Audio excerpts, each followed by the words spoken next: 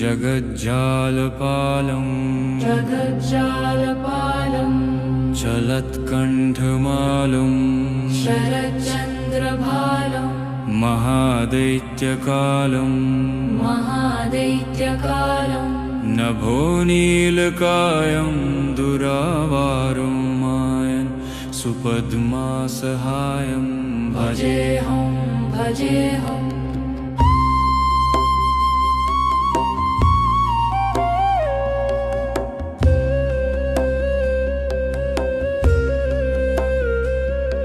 सदाम्भोधिवासं गलत्पुष्पहासं जगत्सन्निवासं शतादित्यभासं गदाचक्रशस्त्रं लसत्पीतवस्त्रं हसच्चारुवक्त्रं भजेऽहं भजेऽहम्।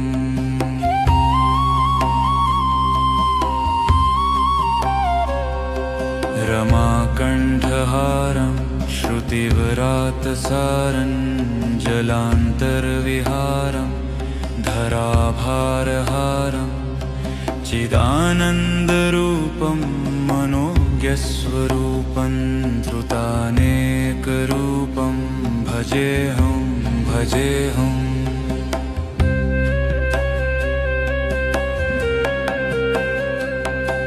जराजन्महीनं परानन्दपीनं समाधानलीनं सदैवानवीनं जगज्जन्महेतुं सुरानीककेतुं त्रिलोकैकसेतुं भजेऽहं भजेऽहं।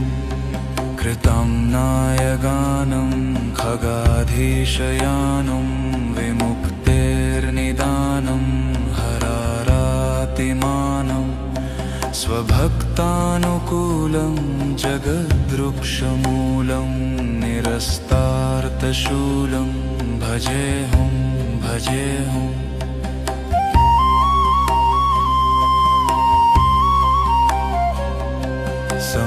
समस्तामरेशं द्विरेफाभकेशं जगद्विम्बलेशं हृदाकाशदेशं सदा दिव्यदेहं विमुक्ताखिलेहं सुवैकुण्ठगेहं भजेऽहं भजेऽहम्।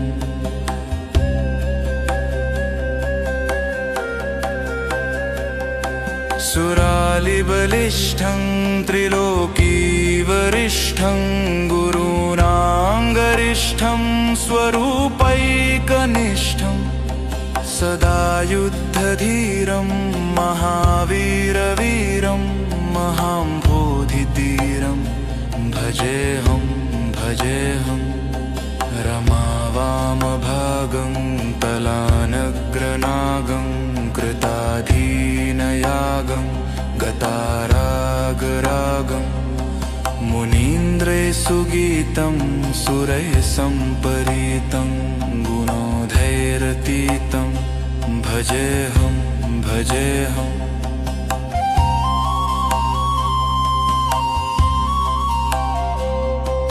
इदं यस्तु नित्यं समाधाय चित्तं पठेदष्टकं कण्ठहारं मुरारेः स विष्णोर्विशोकं ध्रुवं याति लोकं जराजन्मशोकं पुनर्विन्दते नो।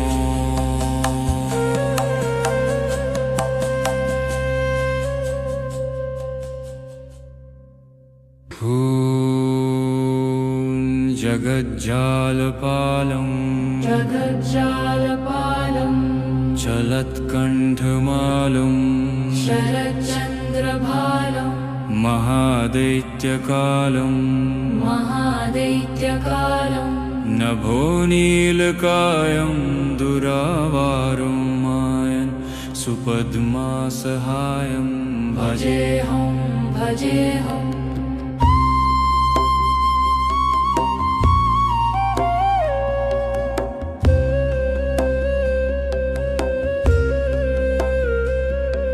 सदाम्भोधिवासं गलत्पुष्पहासं जलत्पुष्पहासं जगत्सन्निवासं शतादित्यभासं गदाचक्रशस्त्रं लसत्पीतवस्त्रं हसच्चारुवक्त्रं भजेऽहं भजेऽहम्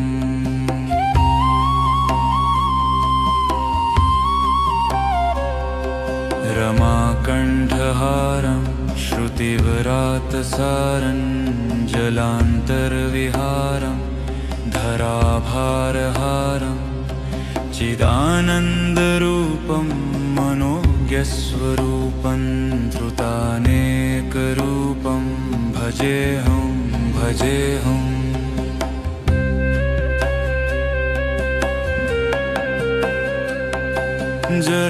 जराजन्महीनं परानन्दपीनं समाधानलीनं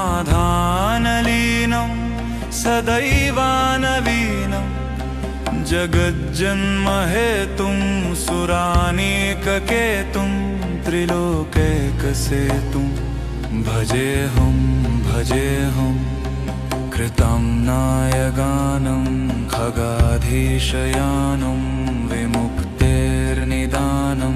हरारातिमानं स्वभक्तानुकूलं जगद्वृक्षमूलं निरस्तार्थशूलं भजेऽहं भजेऽहम्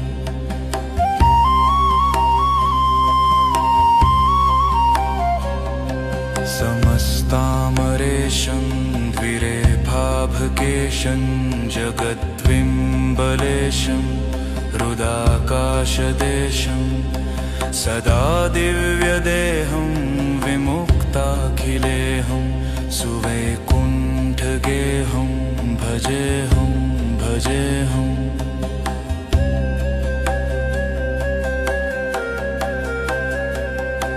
सुरालिबलिष्ठं त्रिलोकीवरिष्ठं गुरूणाङ्गरिष्ठं स्वरूपैकनिष्ठं सदा युद्धधीरं महावीरवीरं महाम्भोधितीरं भजेऽहं भजेऽहं रमावामभागं तलानग्रनागं कृताधीनयागं गतारागरागं मुनीन्द्रैः सुगीतं सुरैः सम्परीतं गुणोधैरतीतं भजेऽहं भजेऽहम्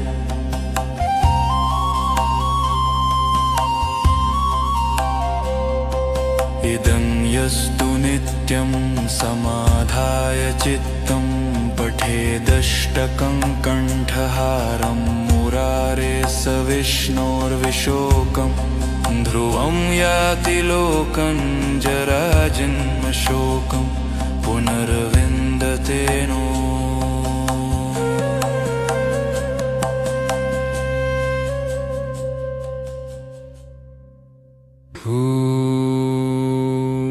जगज्जालपालं चलत्कण्ठमालं शरच्चन्द्रभालं महादैत्यकालं नभोनीलकायं दुरावारं मायन् सुपद्मासहायं भजेऽहं भजेऽहम्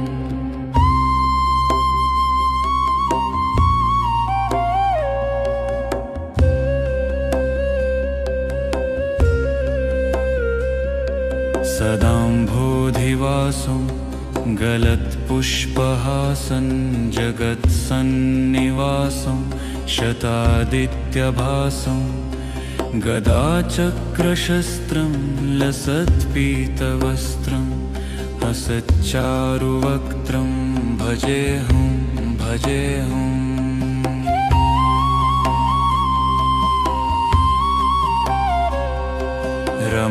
रमाकण्ठहारं श्रुतिव्रातसारं जलान्तर्विहारं धराभारहारं चिदानन्दरूपं मनोज्ञ मनोज्ञस्वरूपं धृतानेकरूपं भजेऽहं भजेऽहम्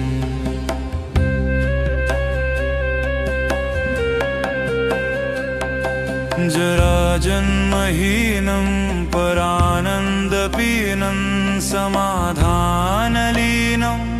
सदैवानवीनं जगज्जन्महेतुं सुरानीककेतुं त्रिलोकैकसेतुं भजेऽहं भजेऽहं कृतं नायगानं खगाधीशयानं विमुक्तेर्निदानं हरारातिमानं स्वभक्तानुकूलं जगद्वृक्षमूलं निरस्तार्थशूलं भजेऽहं भजेऽहम्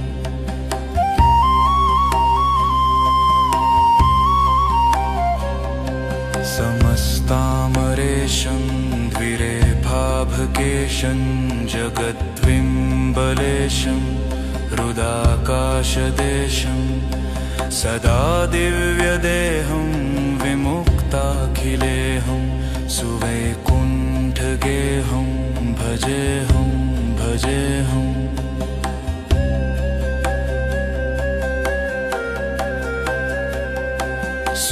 सुरालिबलिष्ठं त्रिलोकीवरिष्ठं गुरूणाङ्गरिष्ठं स्वरूपैकनिष्ठं सदा युद्धधीरं महावीरवीरं महाम्भोधितीरं भजेऽहं भजेऽहं रमावामभागं तलानग्रनागं कृताधीनयागं गतारागरागं मुनीन्द्रैः सुगीतं सुरैः सम्परीतं गुणोधैरतीतं भजेऽहं भजेऽहम्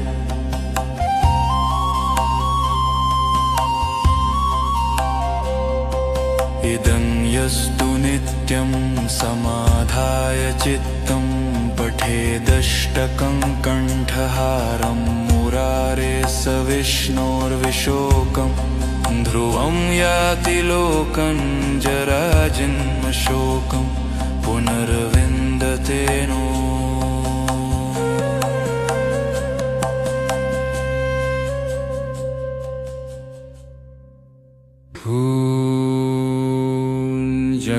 जगज्जालपालं जगज्जालपालं चलत्कण्ठमालं शरच्चन्द्रभालं महादैत्यकालं महादैत्यकालं नभोनीलकायं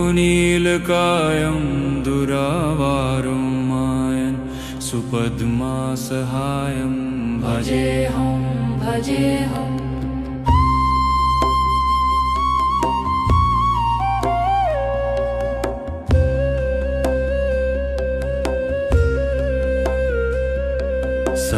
सदाम्भोधिवासं गलत्पुष्पहासं जगत्सन्निवासं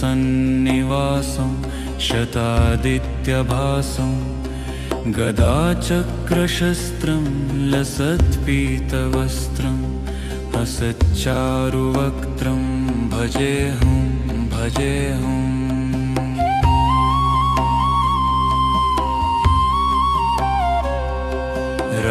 रमाकण्ठहारं श्रुतिव्रातसारं जलान्तर्विहारं धराभारहारं चिदानन्दरूपं मनोज्ञस्वरूपं धृतानेकरूपं भजेऽहं भजेऽहम्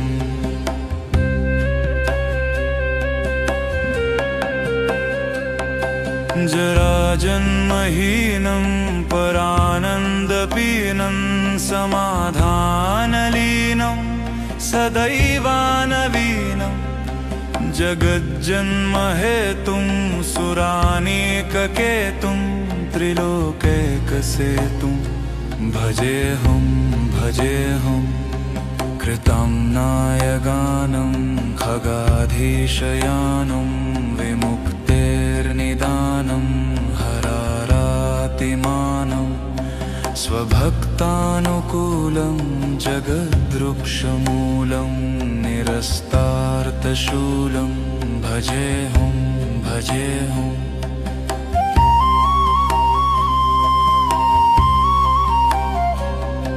समस्तामरेशं द्विरेफाभकेशं जगद्विम्बलेशं हृदाकाशदेशं सदा दिव्यदेहं विमुक्ताखिलेऽहं सुवैकुण्ठगेहं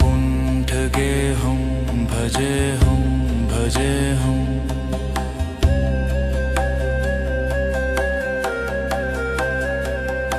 सुरालिबलिष्ठं त्रिलोकीवरिष्ठं गुरूणाङ्गरिष्ठं स्वरूपैकनिष्ठं सदा युद्धधीरं महावीरवीरं महाम्भोधितीरं भजेऽहं भजेऽहम्।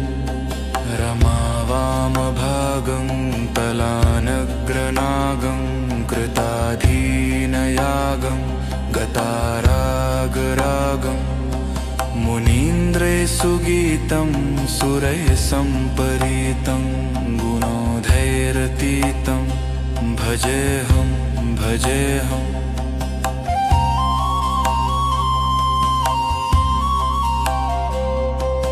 इदं यस्तु नित्यं समाधाय चित्तं पठेदष्टकं कण्ठहारं मुरारेः स विष्णोर्विशोकं ध्रुवं याति लोकं जराजन्मशोकं पुनर्विन्दते नो।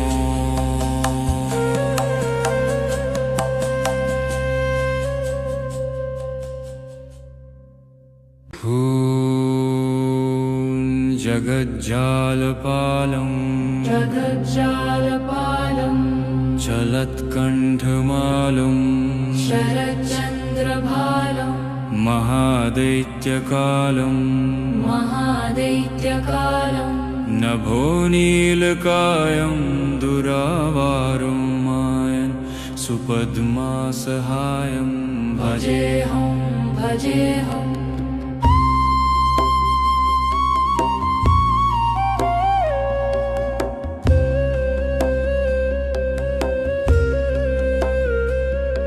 सदाम्भोधिवासं गलत्पुष्पहासं जगत्सन्निवासं शतादित्यभासं गदाचक्रशस्त्रं लसत्पीतवस्त्रं हसच्चारुवक्त्रं भजेऽहं भजेऽहम्।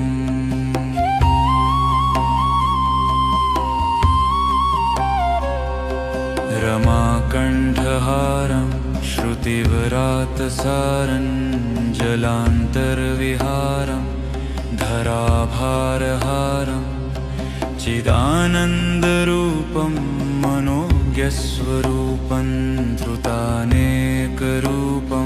भजेऽहं भजेऽहम्।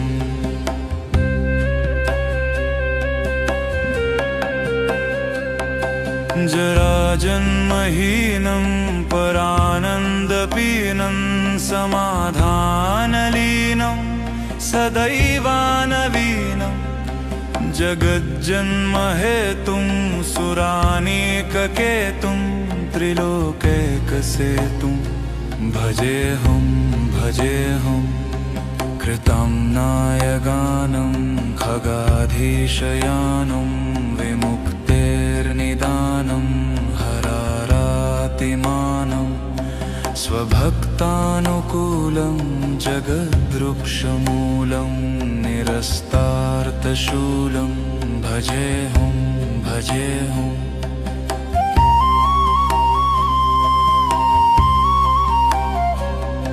समस्तामरेशं द्विरेफाभकेशं जगद्विम्बलेशं हृदाकाशदेशं सदा दिव्यदेहं विमुक्ताखिलेऽहं सुवैकुण्ठगेहं भजेऽहं भजेऽहम्।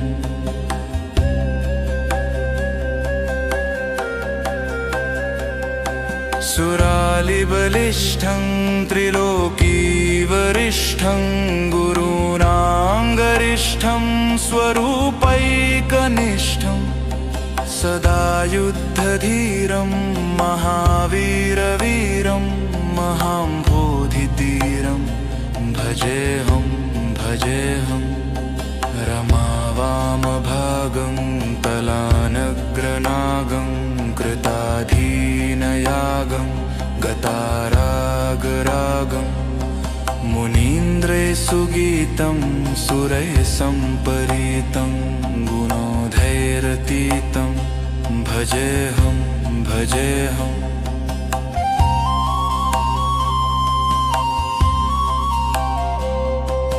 इदं यस्तु नित्यं समाधाय चित्तं पठेदष्टकं कण्ठहारं मुरारेः स विष्णोर्विशोकं ध्रुवं याति लोकं जराजन्मशोकं पुनर्विन्दते नो।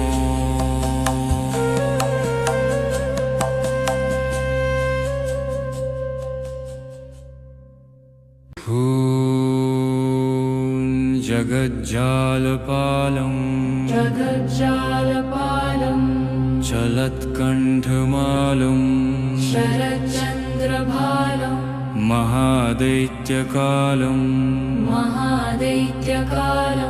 नभोनीलकायं दुरावारं मायन् सुपद्मासहायं भजेऽहं भजेऽहम्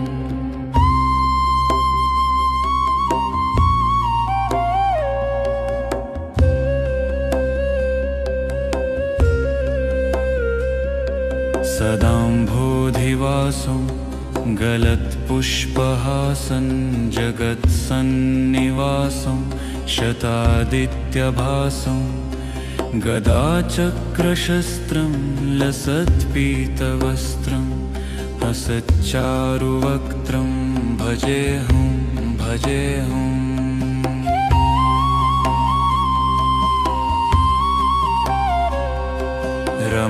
रमाकण्ठहारं श्रुतिव्रातसारं जलान्तर्विहारं धराभारहारं चिदानन्दरूपं मनोज्ञस्वरूपं धृतानेकरूपं भजेऽहं भजेऽहम्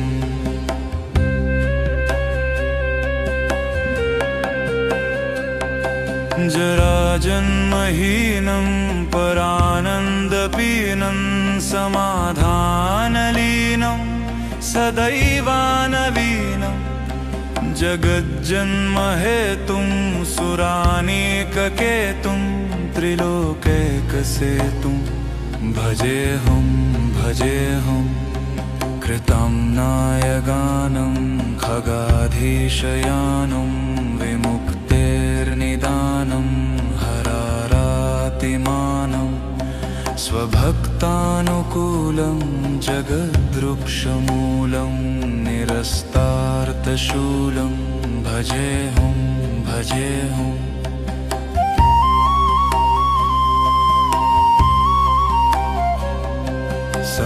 समस्तामरेशं द्विरेफाभकेशं जगद्विम्बलेशं हृदाकाशदेशं सदा दिव्यदेहं विमुक्ताखिलेहं सुवैकुण्ठगेहं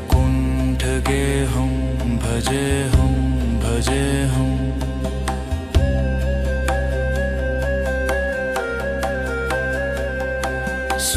सुरालिबलिष्ठं त्रिलोकीवरिष्ठं गुरूणाङ्गरिष्ठं स्वरूपैकनिष्ठं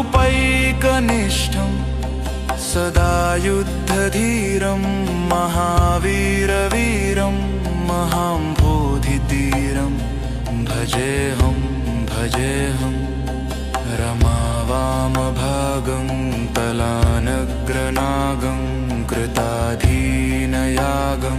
गतारागरागं मुनीन्द्रे सुगीतं सुरैः सम्परीतं गुणोधैरतीतं भजेऽहं भजेऽहम्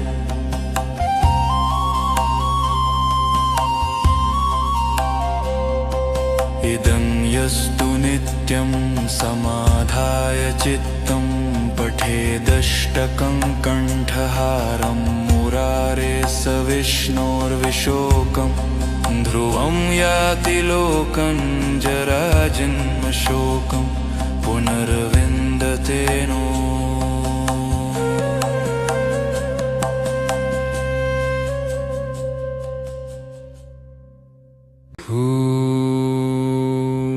जगज्जालपालं जगज्जालपालं चलत्कण्ठमालं शरच्चन्द्रभालं महादैत्यकालं महादैत्यकालं नभोनीलकायं दुरावारं मायन् सुपद्मासहायं भजेऽहं भजेऽहम्।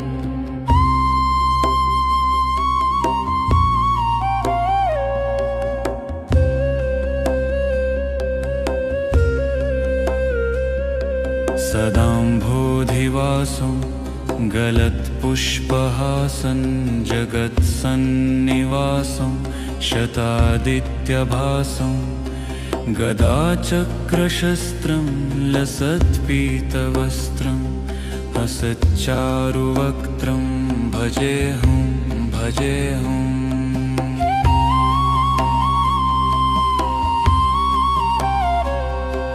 रमाकण्ठहारं श्रुतिव्रातसारं जलान्तर्विहारं धराभारहारं चिदानन्दरूपं मनोज्ञस्वरूपं धृतानेकरूपं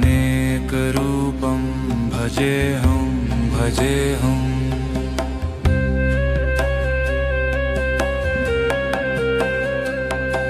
जराजन्महीनं परानन्दपीनं समाधानलीनं सदैवानवीनं जगज्जन्महेतुं सुरानीककेतुं त्रिलोक्यं